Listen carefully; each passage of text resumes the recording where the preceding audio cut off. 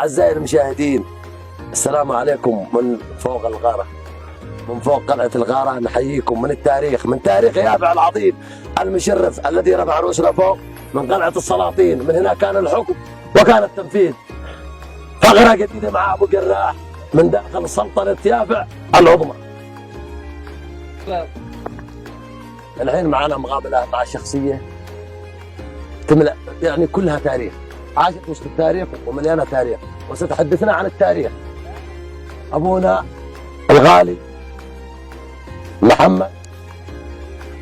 محمد ناصر ماطر، وهو يعني أحد شخصيات الغارة، يعني امتزج التاريخ بدمه. فاليوم سنسأله نحن عن التاريخ وعن يافع وكيف كانوا يعيشون وكيف كانت السلطنة.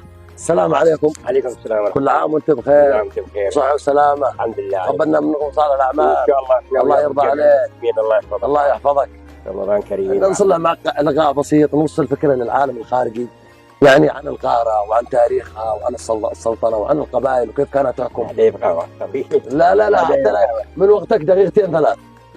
والله هي الغارة تعرف لك، يعني الغارة كانت يعني عاصمة ليافع، يعني أبا عن جد، يعني الناس عاشوا فيها وكانوا بيحتكموا فيها وكانوا يعني يغزون منها نعم. يعني كانت لهم يعني صولة وجولة يعني في كل التاريخ. أيوه. وعاشها يعني السلطنة فترة يعني كبيرة من الزمن، يعني تقريبا تجاوزت يعني 300 أو 400 سنة ما شاء الله. يعني تاريخهم. وعاشوا هم أهل الغارة يعني أهل وأخوان. وكانوا يعني أيام الأعياد يفرحون مع بعض، وأيام الحزن يحزنون مع بعض. صحيح. وأيام الخروج يعني إلى المناطق اليافع يعني يخرجون مع بعض، ما يخرجون إلا نعم. يعني بمساعفة أهل الغارة. نعم. وكانوا عايشين يعني حب وأمن. يعني. الآن كم منكم أسر عايشين بالغارة؟ باقي 13 أسرة. 13 أسرة، يعني شبه إن خلاص باقي قليل وإنها 13 يعني جزيرة. لا بقية 3 أسر نزلت، لا 3 أسر. وبعدين عادت الآن بدأت تكاثر. لا وعادوا ناس يعني من السوق. كان الانقراض. الانقراض شبه. الحمد لله يعني الغارة يعني تكون ما تخلى إن شاء الله يعني. ايش توصل رسالة؟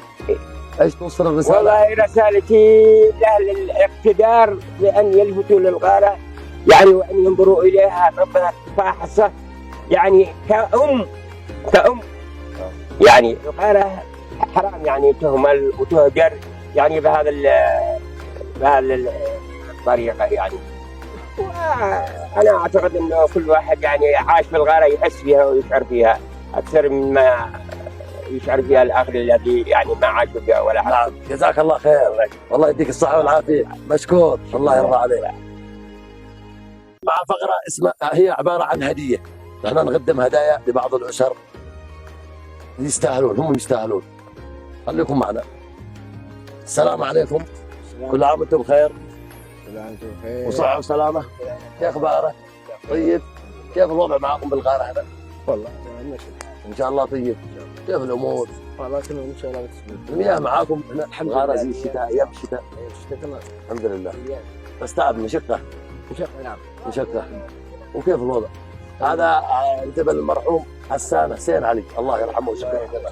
هذا كان شخصية سبحان الله طيبة، صاحب كرم وعطاء. حسان من ما يتذكر حسان الشخصية المرحة، الشخصية الطيبة، الشخصية التي يعني ترحب بالسهل. هنا هنا كان بيته باب الغارة، كان يرحب كل من يخبر من يافع. شخصية طيبة ومرحة كان. وهذا أبدا. الله يرضى عليكم. معنا لكم هدية بسيطة مقدمة من محلات محمد السفالي وأولاده. وهي عباره عن سله غذائيه مقدمه من محلات محمد سنان البكري السفالي، وهي عباره عن سله غذائيه. هذه الهديه المقدمه من محلات محمد السفالي واولاده، وهي عباره عن سله غذائيه تستاهل والله واكثر من كذا. الله يرضى عليك، الله يرضى عليك. وهذه كمان مقدمه من هديه ماليه مقدمه من مركز دبي مول. مركز دبي مول عباره عن 25,000 فوق السله الغذائيه. اسره تامه ما معهم حد، الله يرحمه ابوهم توفى وكان صاحب كرم واخلاق وطيب وما لا نهايه. هذه هي الهديه، الله يرضى عليك، كل عام وانتم بخير. ومعنا احد الاخوان، السلام عليكم، كل عام وانتم بخير، كيف الحال؟ الاسم؟ عادل علي عبد الله. عادل علي عبد الله راعي الاغنام المشهور ما شاء الله، صح؟ التصوله تقول بجبال الغاره هذا عنده كم راس غنم، وصوله يقول من الصباح حتى المساء. والله معنا لك هديه بسيطه مقدمه من الرشيدي. الف الف مبروك، تستاهل انت اكثر من كذا، الله يرضى عليك.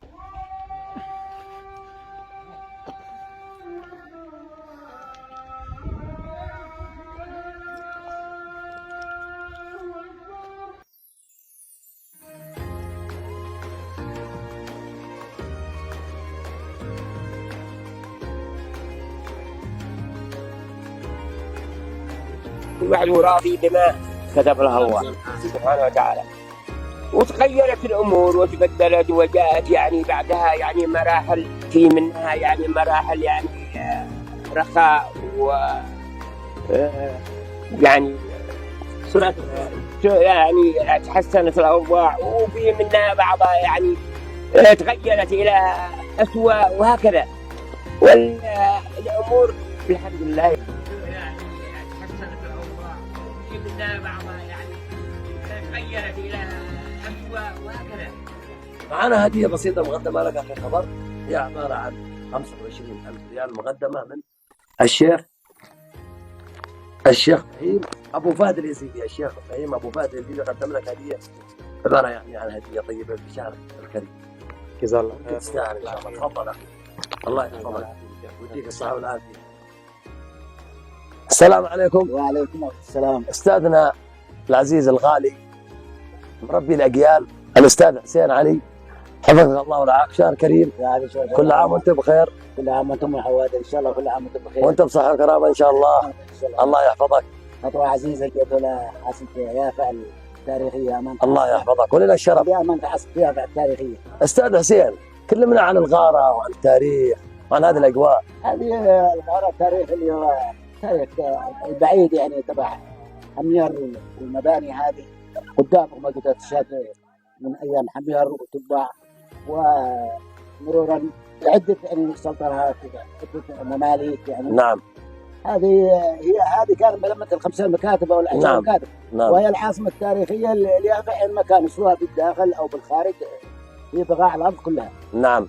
كلمنا عن رمضان في الغاره. رمضان هو زي كل عام منذ القدم او عمرنا يعني هو جميل جدا منذ طفولتنا. الحمد لله. ويذكرنا بايام الطفوله يوم كنا صغار يعني، كنا صغار نستقبله كثير، نستقبله بالاناشيد وبالاستغفار، كل ما هو طيب. يعني لا زلتوا تتعاملون مع رمضان وكانكم قبل 100 سنه. أو نعم او اكثر يعني، عكس المدن، عكس المناطق الثانيه خلاص راحت منهم العادات والتقاليد. ليش؟ انهم بيكونوا لفيف او خليط يعني من كل اسمها المدن لها. نعم. لكن هنا الارياف عادات وتقاليد تظل ثابته وحلوه. الحمد لله. ويقول لكم لا زالوا محافظين على العادات القديمه، يستقبلون رمضان بالطريقه القديمه. هي من السنه ومن القران كلها يعني، ماشي نعم. ماشي نعم. زي ناس يقولون انها هذه العادات انها بدعه، وانها مش بدعه، هي من لا بس السنة. فرحه برمضان. ايوه هي كلها ماشي جاليه او هكذا يعني، لا هي من السنه والقران كلها. الحمد لله. فيها اغاني وفيها اشعار وفيها مناسبات. نعم. فيها يعني قصص. الحمد لله. فيها ضحكات وفيها كل شيء. كل شيء موجود. الحمد لله رب العالمين. كيف شفت الزوار يجون الى الغاره؟ الزوار بيجون دائما يعني على طول خط حسن بتاعت الطريق، ويجون من كل مكان.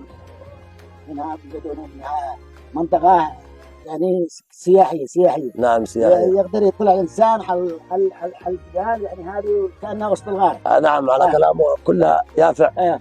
تحت الانظار، النبعوس، اليزيدي، السعدي، كلد، كلها يافع تحت الانظار. من ياتي للغاره يناظر كل شيء. الله يرضى عليك يا عم حسين. كيف شفت البرنامج حقنا؟ مليح، برنامج ممتاز وحلو، وانتم فرحين كذا وفرحين، الحمد لله. شباب طيبين، الحمد لله. نظيفين، أميرين. الحمد لله. شكرا لكم. وانت شكرا لك. مع هذه الاجواء الرائعه، شوفوا هذه يافع بحلتها الطيبه، وهذه من فوق قلعه الغاره، وكان نبعوس امامنا ومكتب السعدي امامنا.